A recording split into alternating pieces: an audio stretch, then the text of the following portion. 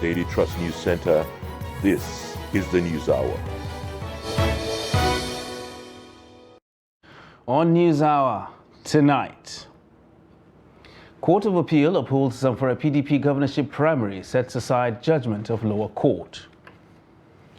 Borno State Governor says state is 90% safe for elections.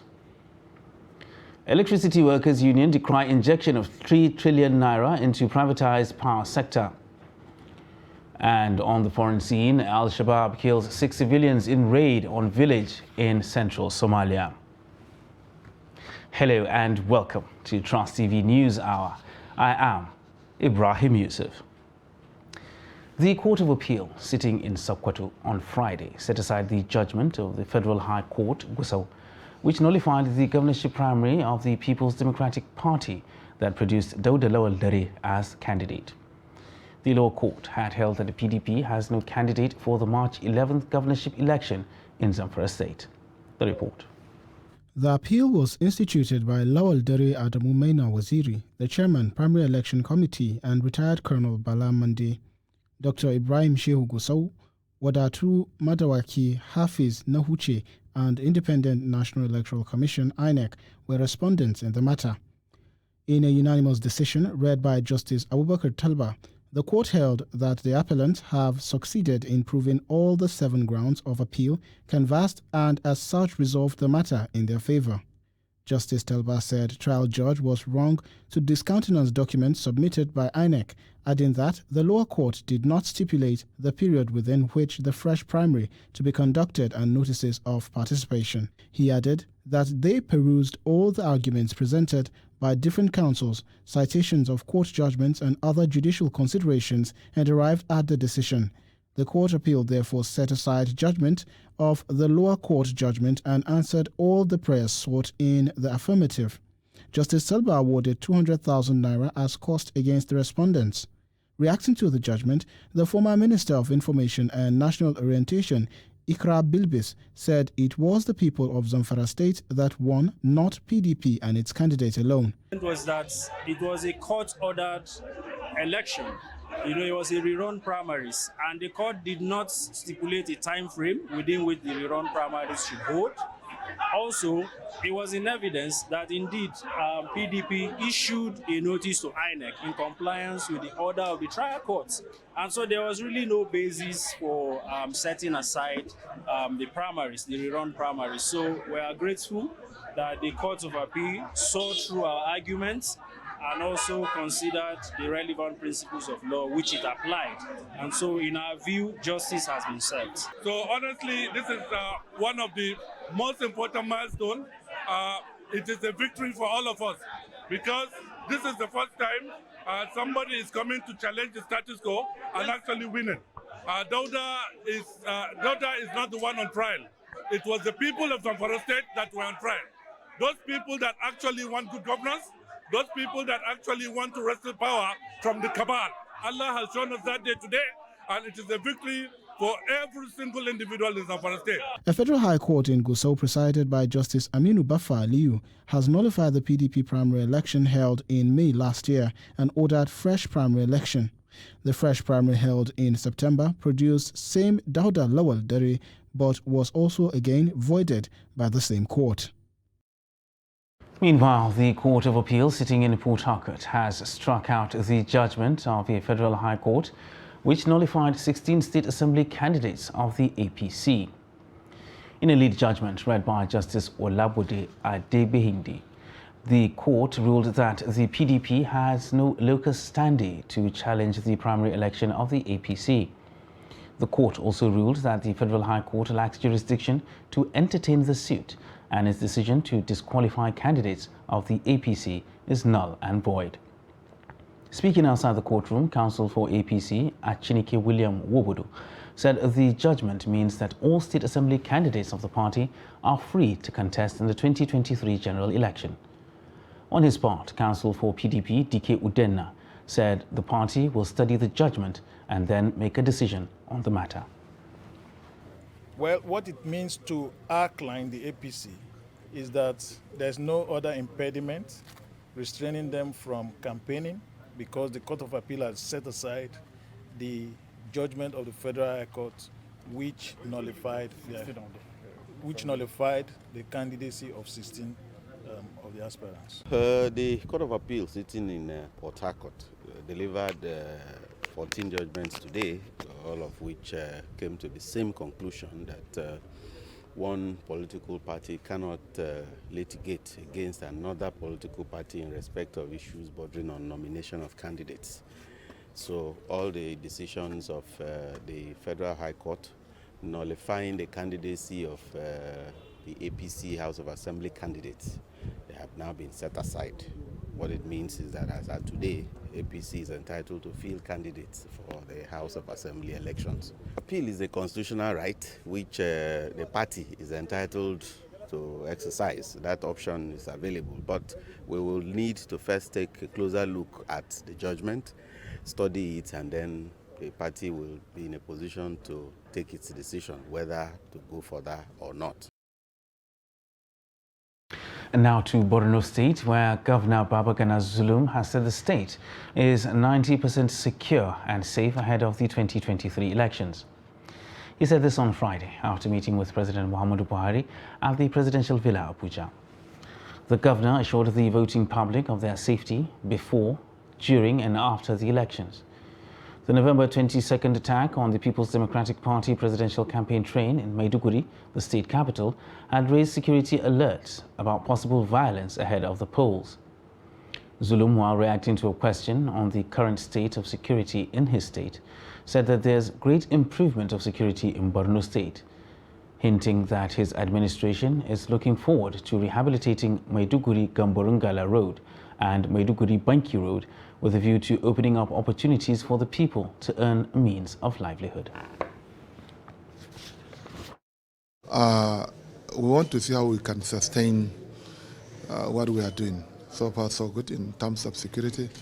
The federal government has done well. The military has also done very well. We are now looking into the possibility of rehabilitating the victims of the insurgency. Quite a number of them have surrendered, and then federal government is supporting our mission of rehabilitating them.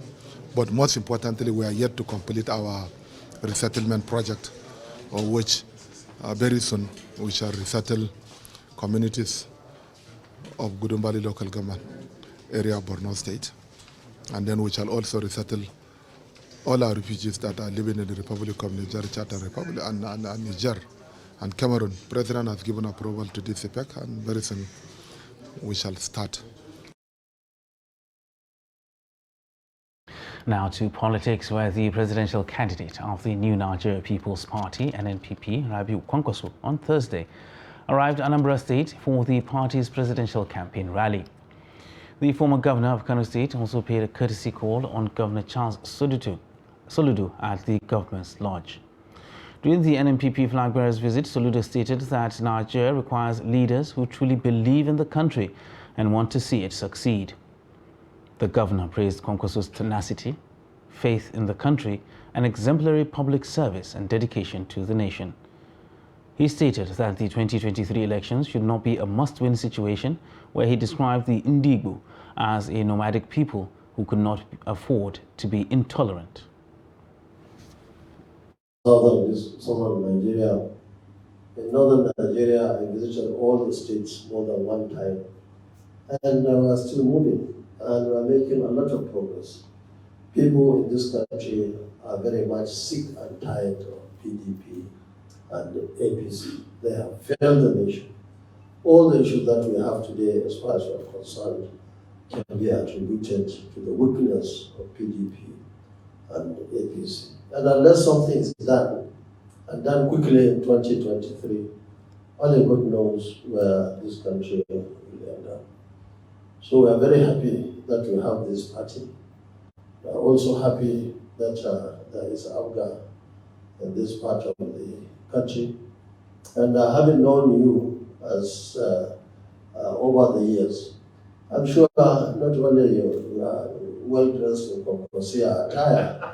Minister of Defense.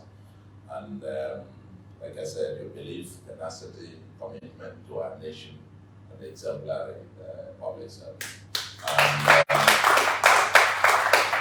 now that belief, because I always say those who have something to offer should offer themselves for public service. And public service is the most.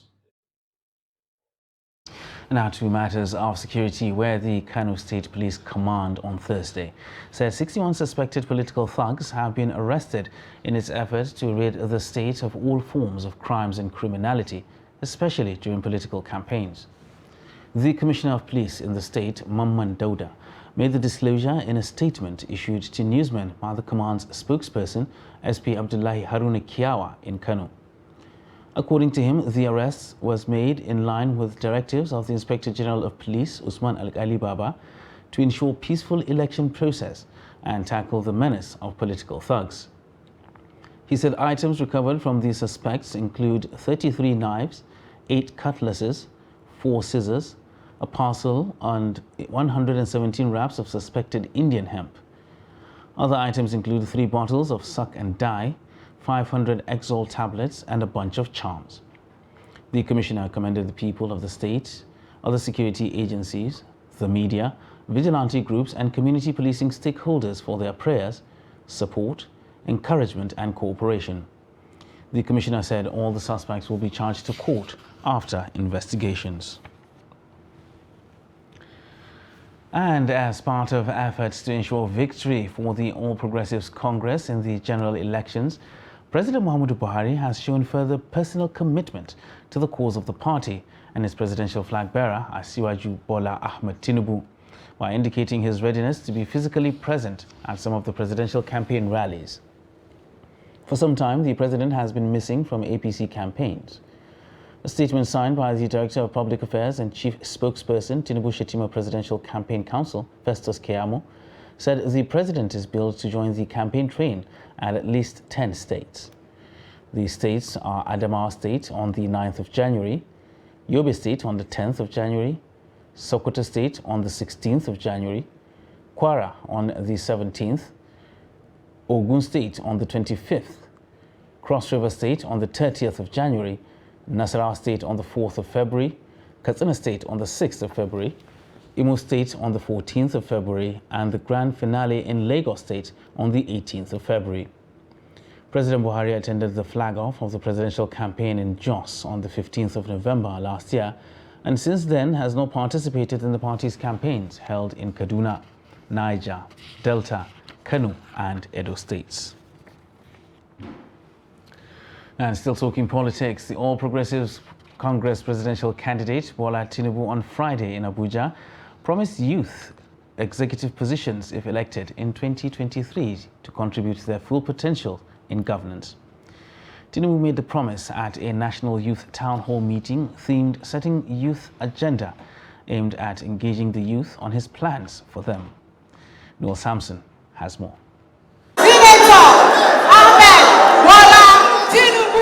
Youths in their numbers attended the town hall meeting to hear what the APC candidate plans for them if elected. They believe young people not only represent the future, but are society's main agents of change and progress. The younger generations need you. Nigeria need you. We all need you. Don't trouble yourself, sir. The Nigerian youth have asked me to tell you that you have won.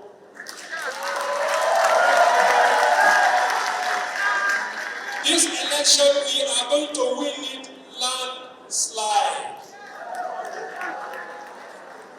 Because we are determined. While other candidates are working hard to manipulate their youth to win elections at all costs, including using them as dogs and agents of violence, Asiwaju and Shettima are carefully planning on how to give Nigerian youth jobs, security, quality education, healthcare, and social security. Asiwaju has also said, he will get to the root of the strikes in our educational institutions, and he will stop it. He will ensure that youth get access to student loans and other incentives.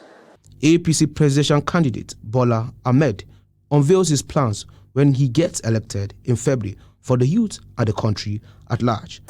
You will have education.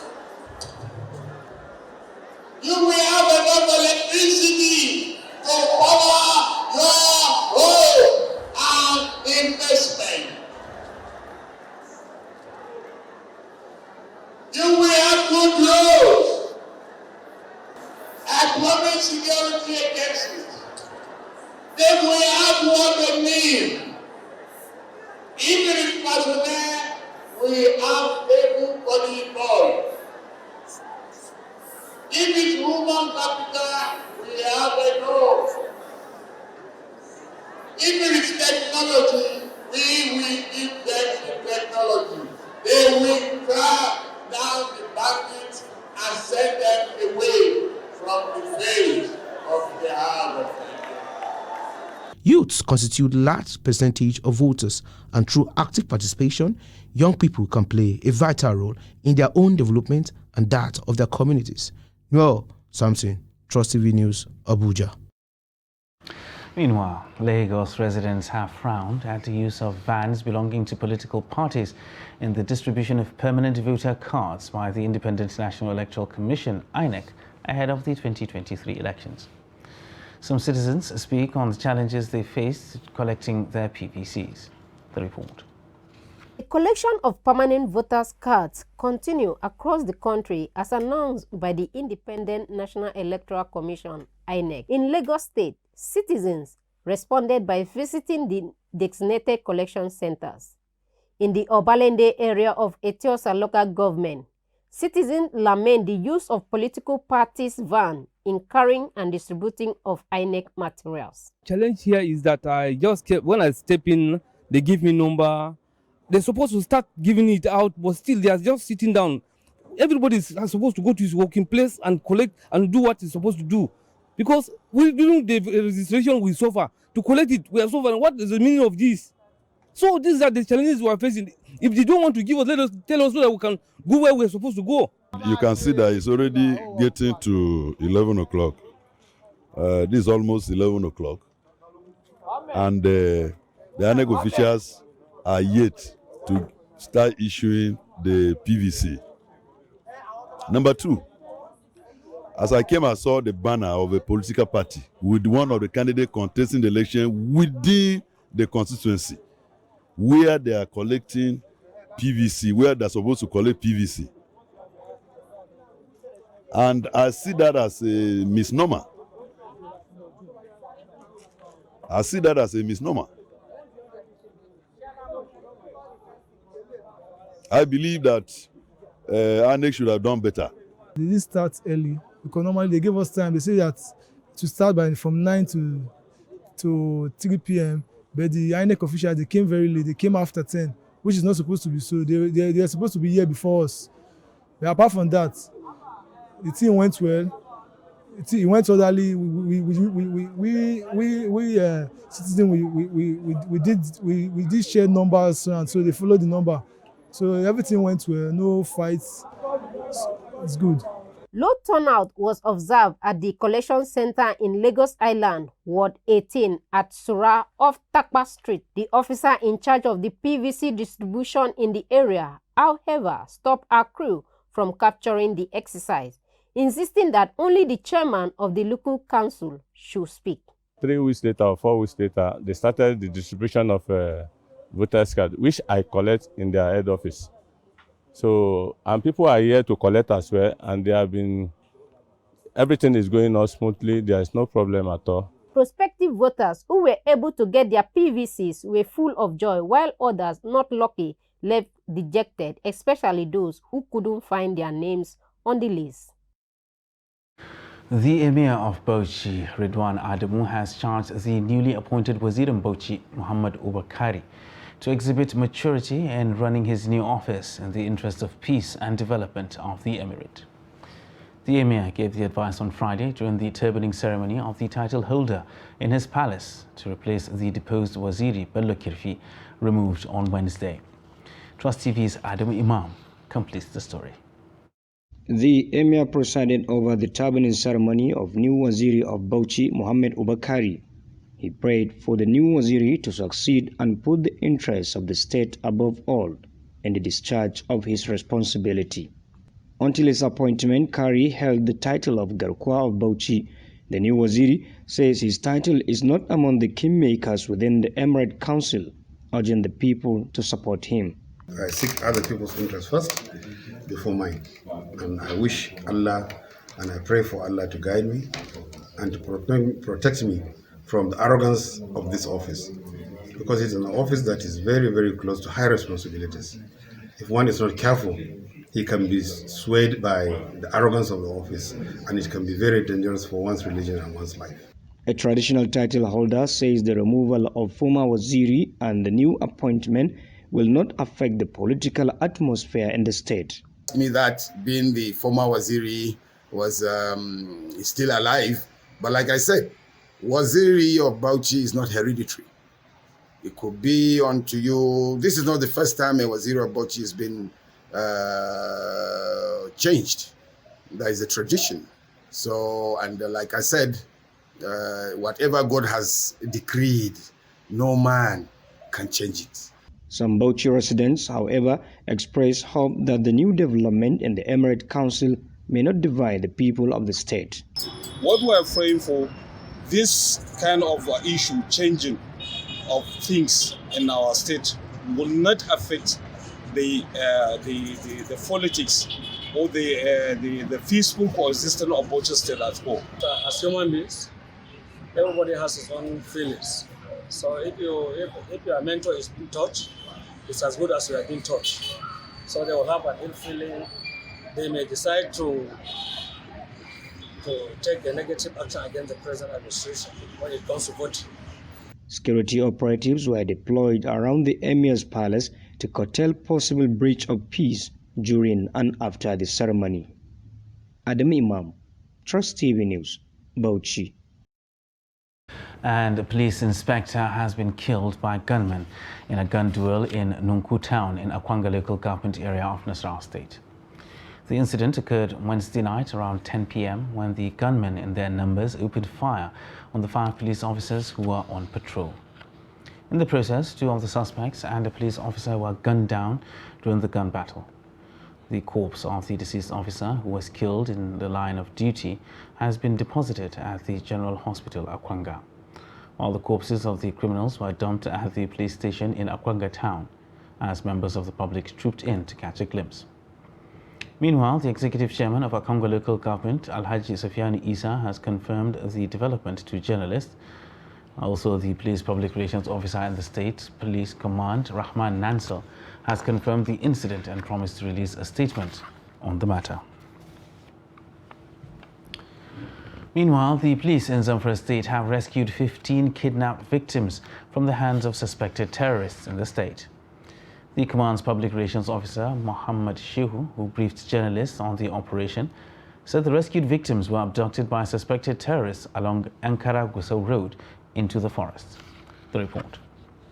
The 15 abducted victims comprised 7 women, 6 men and 2 children. The public relations officer of Zamfara State Police Command, Muhammad Shehu, told journalists that on the 1st of January 2023, the police received a report of abduction of some commuters along Tsafe-Gusau Road. Following the incident, the State Police Command deployed additional police tactical operatives to the location to conduct search and rescue operation, which resulted in the rescue of 15 commuters. The police said the victims had, during the briefing, told them that suspected terrorists blocked the road along Yankara-Tsafe-Gusau Road by Magazu village before abducting them. National Police CP Kolo Yusuf mobilized police tactical operatives and deployed them along the road to complement the ongoing search and rescue operations embarked upon by the joint police, military and vigilante. Following an extensive search and rescue operation, the Kaskram bandits abandoned the kidnapped victims and fled further into the forest for their own safety. Unluckily enough, the police operatives, the joint police operatives on search and rescue operations successfully rescued the 15 kidnapped victims hale and hearty and brought them here at the police command headquarters. So, to use this opportunity to appeal to members of the public to continue to support the police, continue to collaborate with the police by giving the police credible and timely information on activities of this criminal, so that the police can plan very well and on time to ensure that we rid Zamfara of all acts of criminal activity. Shehu said the victims were medically checked at the police clinic, debriefed the police detectives, and thereafter reunited with their families. The Commissioner of Police, Kolo Yusuf, congratulated the rescued victims for regaining freedom. He assured of continuous commitment to sustain the ongoing search operation to rescue the remaining abducted victims who are still in captivity.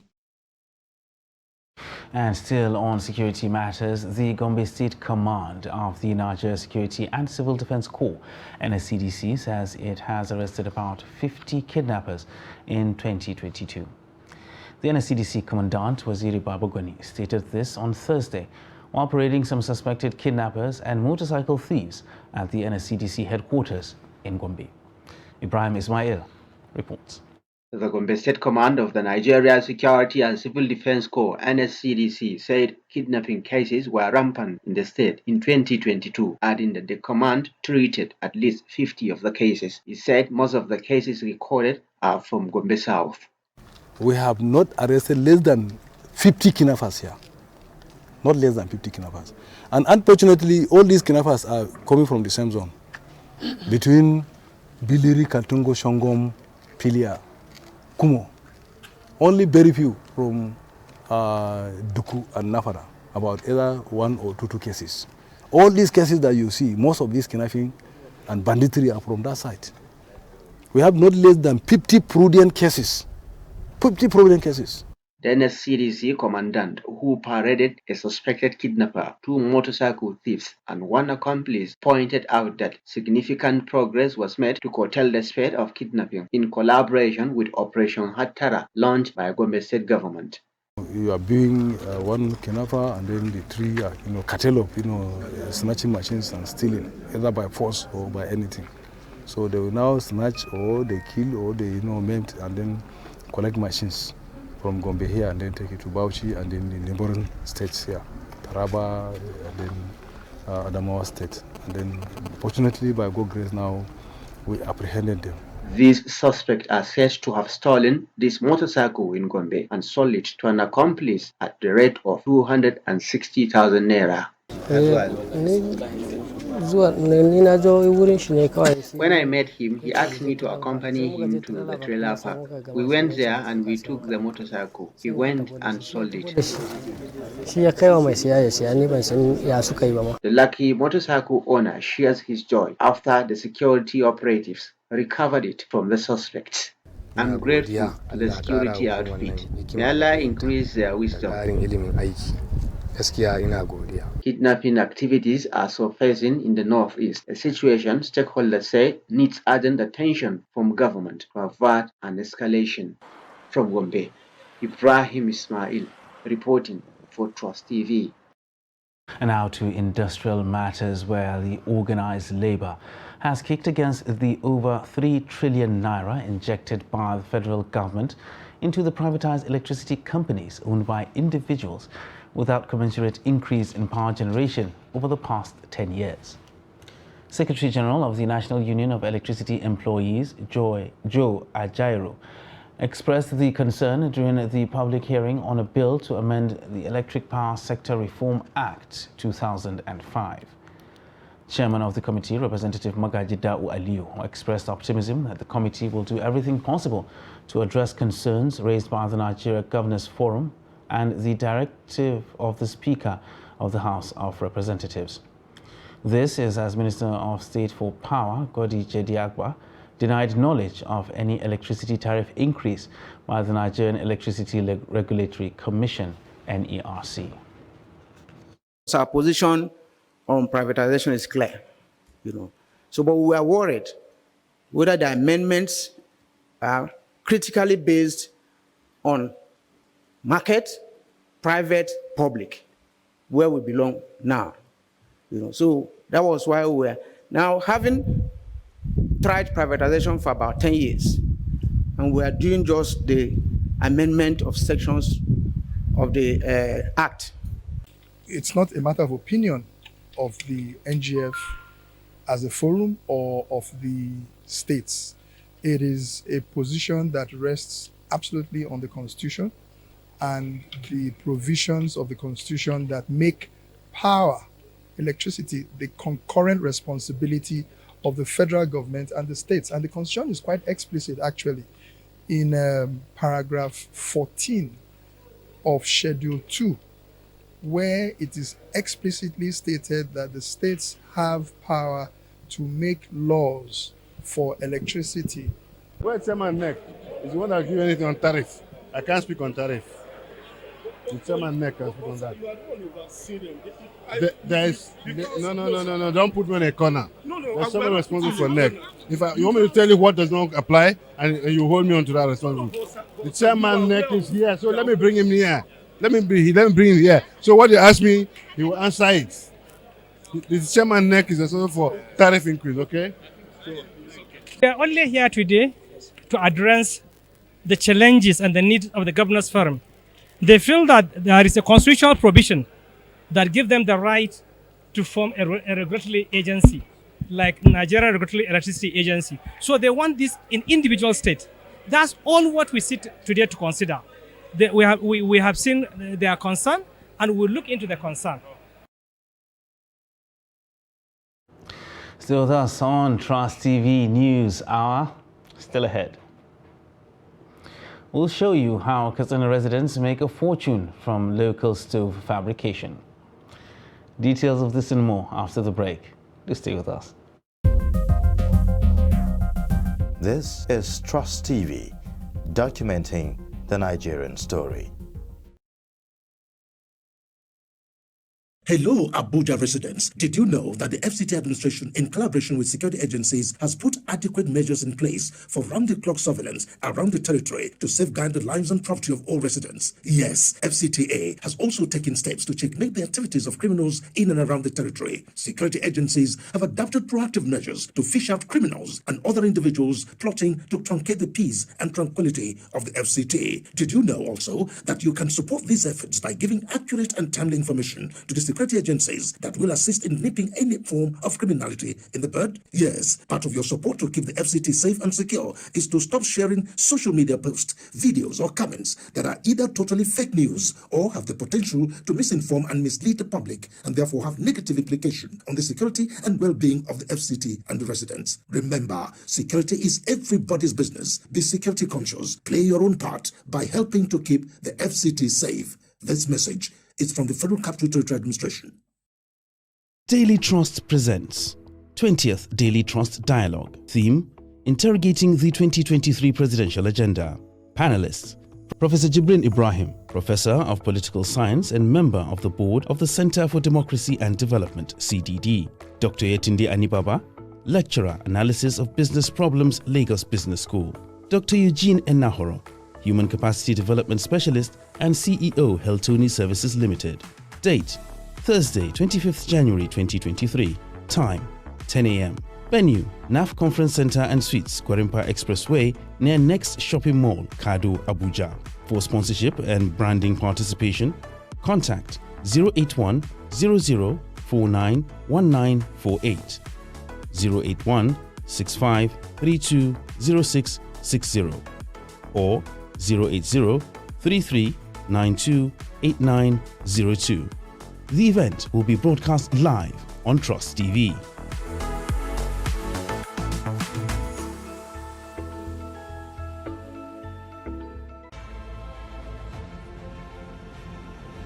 Now, as part of efforts to support Africa's goal of strengthening... Now, looking at the activity chart, as you can see right here, a total volume of 130. Created a Boko Haram crisis that at that time was restricted to Yobe.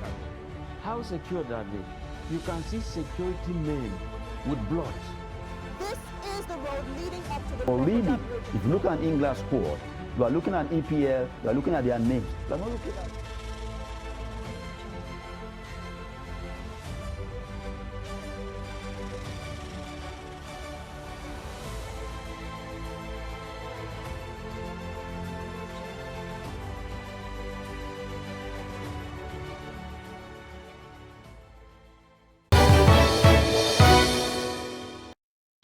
Welcome back, and thanks for staying with us on Trust TV News Hour.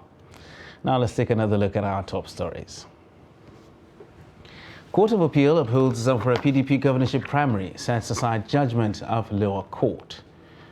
And Borno State governor says state is 90% safe for elections. And now moving on to other news. A total of 14 bodies have been recovered, while 6 are still missing in Tuesday's boat mishap in Koko, Bese local government area of Kebbi State. The boat was conveying about 100 rice farmers to Samanaji, a riverside community, when it capsized. Already 80 people were rescued alive, while the search for the 6 remaining persons has continued. Governor Atiku Bagudu, accompanied by the Minister of Justice, Abubakar Malemi, went the community on Thursday to commiserate with the victims. The governor warned boat operators to avoid night journeys and overloading and observe safety measures at all times. He prayed for those who died and their families the fortitude to bear the loss. The governor commended those who rendered assistance in the rescue efforts and for the ongoing search for the missing ones.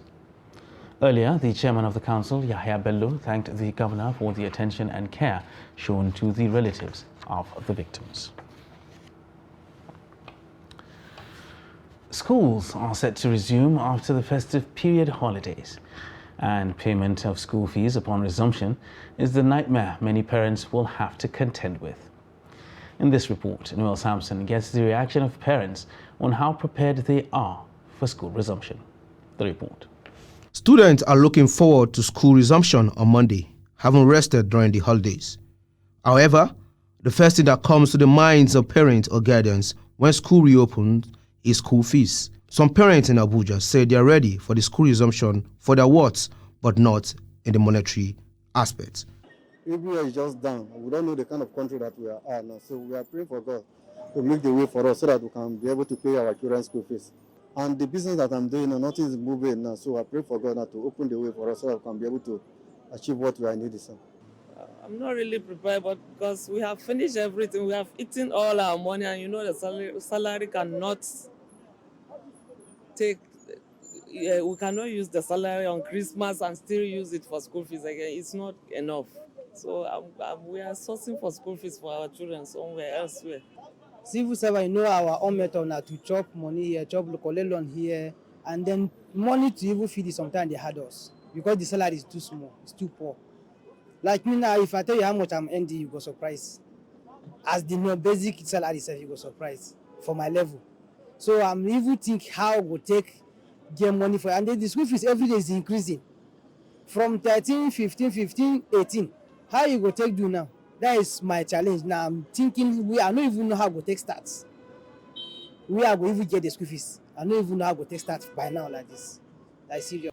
Other parents said though the economic situation is not favorable, but their children must resume with necessary fees paid. From December, I've been planning for it. I make sure whatsoever that enter my hand, I keep the one for the kids aside to make sure when they are resuming, I'm able to meet up with their demands.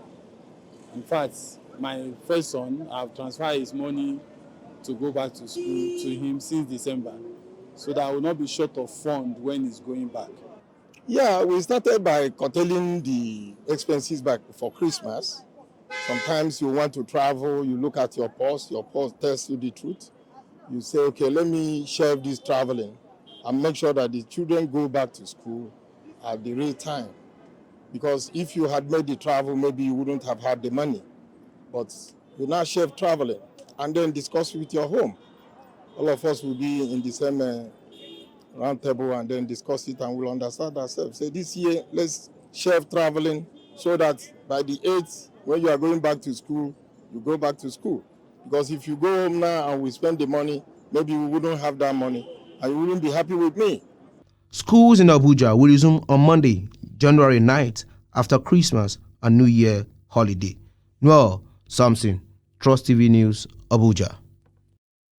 Now, choosing a career for oneself as a young adult can be challenging due to the lack of experience of the real world or life after school.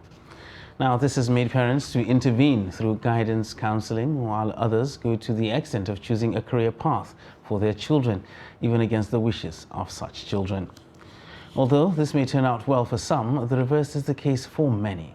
Others, as such students, end up struggling to make meaning out of their professional lives. Hamid Oyegbadi, in this report, seeks the view of students and parents on career choice. The report. Institutions of higher learning nurture, equip, and prepare young persons for life after school. This life requires one to, among other things, secure a job, start a business, raise a family, or further one's education. Of the above, the most sought-after option is that of securing a job upon graduation. But this can only be possible if one does well as an undergraduate. Sadly, many undergraduates find it difficult to cope because they were forced to study certain courses by their parents. This has made some young adults to resist such attempts by their parents. As an example, I choose the course I studied by myself. My dad wanted me to study medicine, and I was like, no, I want to study pharmacy, which I know I'll be able to do at my own free will. So I think me studying pharmacy I've been able to cope so far, and I feel that's the best thing for me. I believe that parents should give guidance, but the decisions should be taken by the children. Since they are the ones that will go through the stress, it is their life. Parents should give guidance. Imagine spending thousands of naira to pay school fees from SS1 to SS3, and the child is telling you he wants to come and study music, knowing that when the child comes out, all these job opportunities might not be available for the child. So they might want to push that child to study medicine. Instances abound where after graduation from tertiary institutions, some people would abandon the certificate already acquired from the courses chosen for them by their parents and guardians to pursue their desired occupation when they become independent of their parents. Today, parents have realized that imposing a career on young people is no longer fashionable, as supposedly non-lucrative career paths have turned out to be money spinners. Because certain jobs today might not be relevant in the next 10, 15, 20 years. So if I force my child to take after my job, what if in 20, 30 years' time, the job is no longer relevant? So I think a child should be made to decide what he or she wants to do.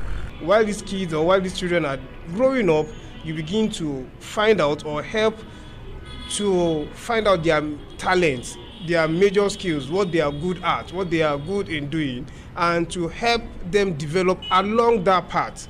No doubt, the idea of career path imposition is no longer fashionable, but parents have a role to play in guiding their children to make the right decision. Hamid Oyegbade, Trust TV News, Osogbo.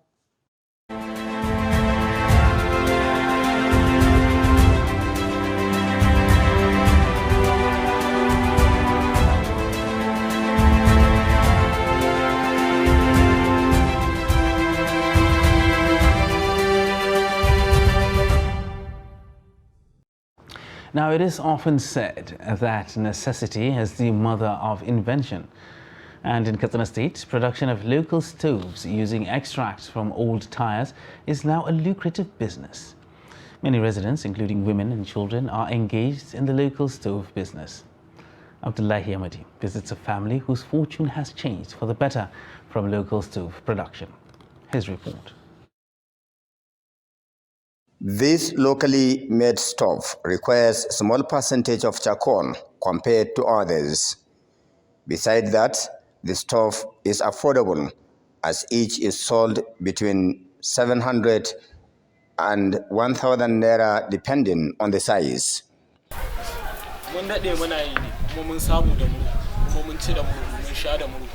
This is the only business I know in my entire life. The business really pays and earned me money and respect among my contemporaries. As you can see, I am a disabled person, but my life has changed. From it, I pay my school fees and take care of my aged parents. All praise be to God, the Almighty. Most of the producers have acquired property and other valuables from the proceeds of these handcrafts.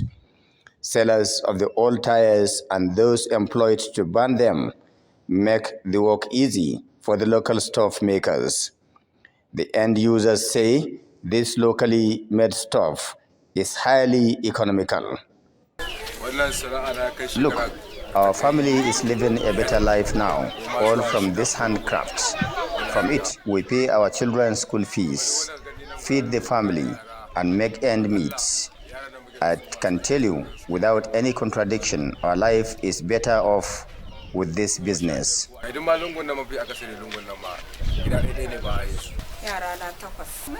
We started the business here and it is now spread across the entire state and beyond. The business is booming. Our only challenge is the scarcity of old tires. We have to go up to Abajana in Kogi State to buy old tires. We need support from the government. The name of the locality has now changed to Ungwar Yamurhu because of this trade. The stuff is made for local use as well as export to Niger, Mali, Burkina Faso, Chad, and Cameroon, among others. Abdullahi Ismayamadi, Trust Television News, Kazana.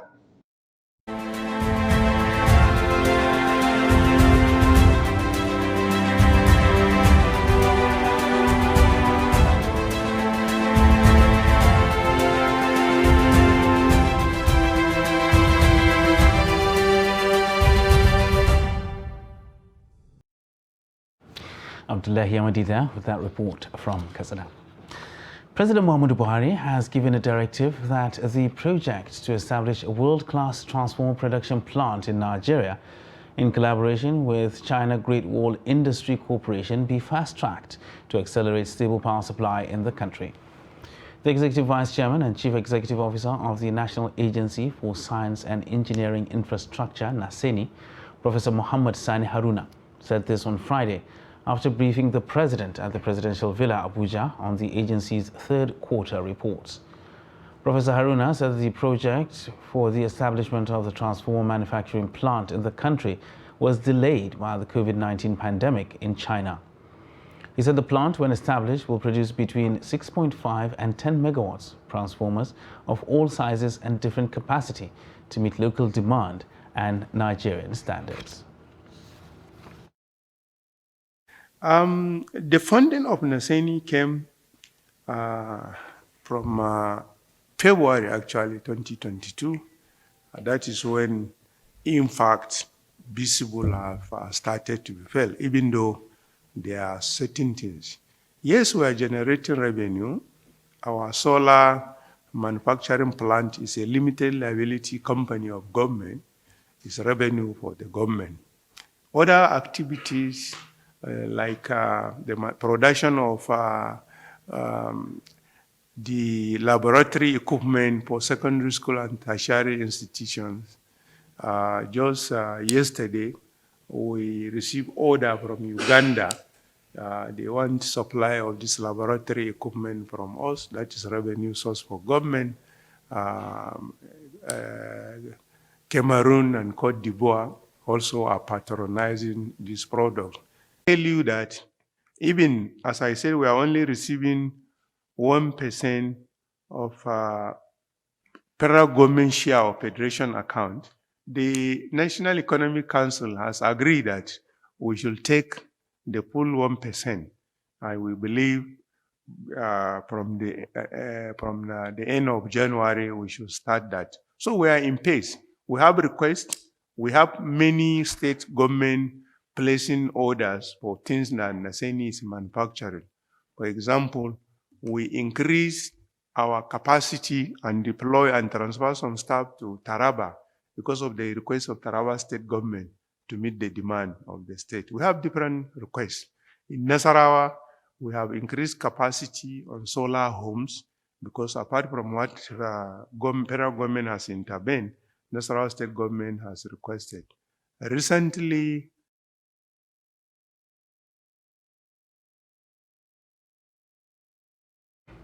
you're still watching Trust TV News Hour. The news continues shortly.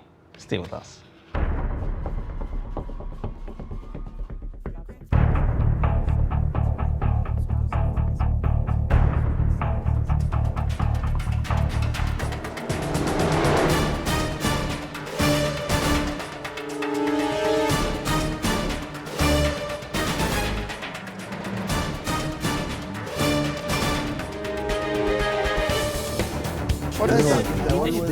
That's great. It's good to see you.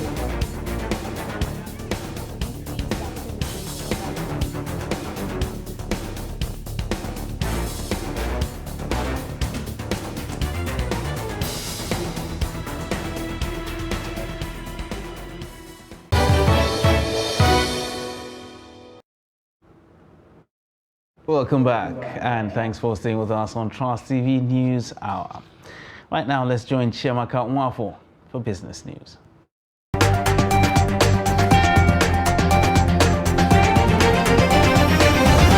The Nigerian Financial Intelligence Unit (NFIU) has banned cash withdrawal for all federal and state accounts effective March 1, 2023. NFIU Director General Modibo Tukur, who disclosed this to journalists at a conference in Abuja, said the agency will trigger investigation processes on any public office holder who engages in cash transactions after the end of February 2023.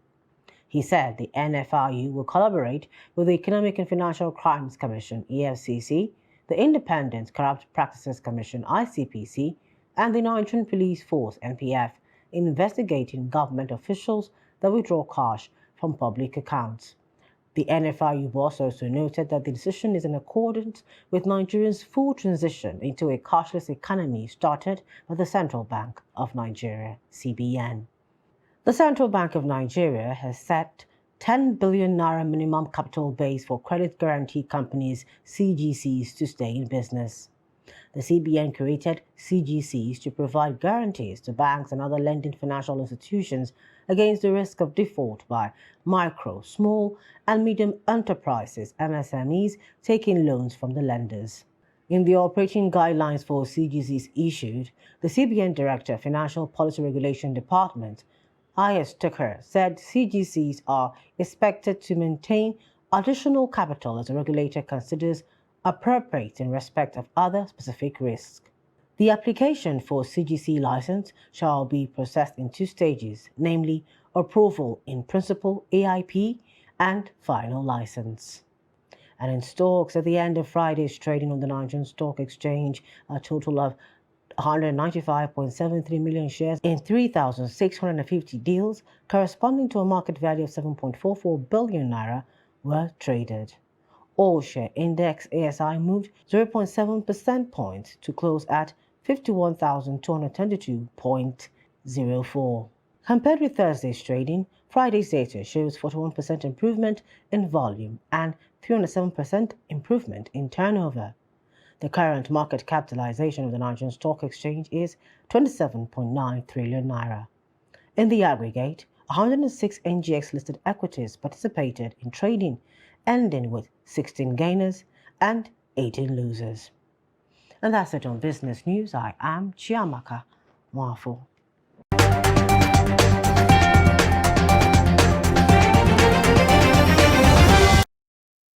Thank you, Chiamaka, for that business update. Now we'll take a look at the foreign scene, where Al-Shabaab militants reportedly carried out a raid on a community in central Somalia, killing at least 6 residents after being driven out the previous week. Since beginning a major offensive in August of last year, the Somali government and its allied clan militias have driven the militants from the vast swaths of land. But Al-Shabaab has reacted with a series of strikes, including bombs in the capital, Mogadishu. It planted 2 car bombs in the town of Mahas in central Somalia on Wednesday, resulting in at least 35 fatalities and 40 further injuries.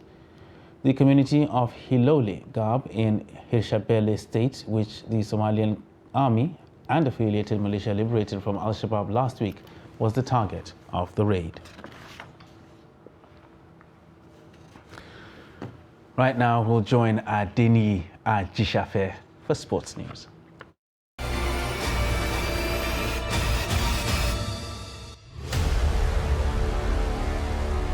The Federal Ministry of Sports and Youth Development has awarded the hosting right for the 7th National Youth Games to Delta State. The choice of Delta State was reached at stakeholders meeting for the Games, held on the sidelines of the recently concluded 24th National Sports Festival.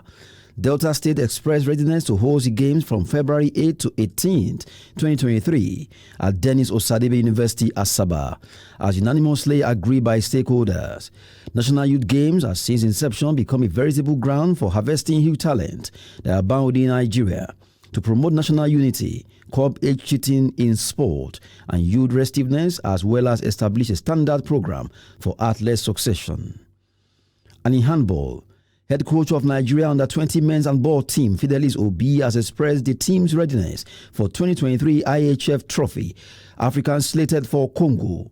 The continental phase of the men's junior tournament of the IHF Trophy Africa will take place in Brazzaville, Congo from 16 to 20th January 2023, as the event will serve as a qualifier for intercontinental phase of the IHF Trophy. Obi said the team is working hard to win the trophy as well as qualify for the World Trophy Challenge. Nigeria, Congo, Guinea, Madagascar, Rwanda and Zimbabwe, who are all zonal winners, will fight for honors to determine the winner of African Challenge to represent Africa at World Intercontinental Phase. That's Sport News. I am Adeni Ajishafe.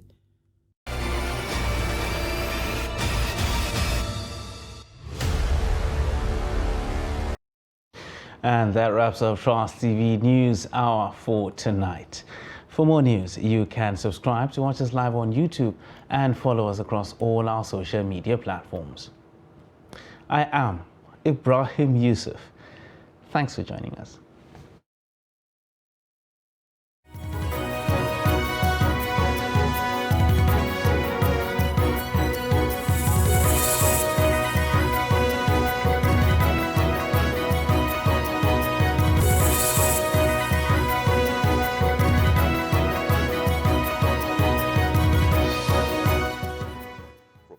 Trust News Center.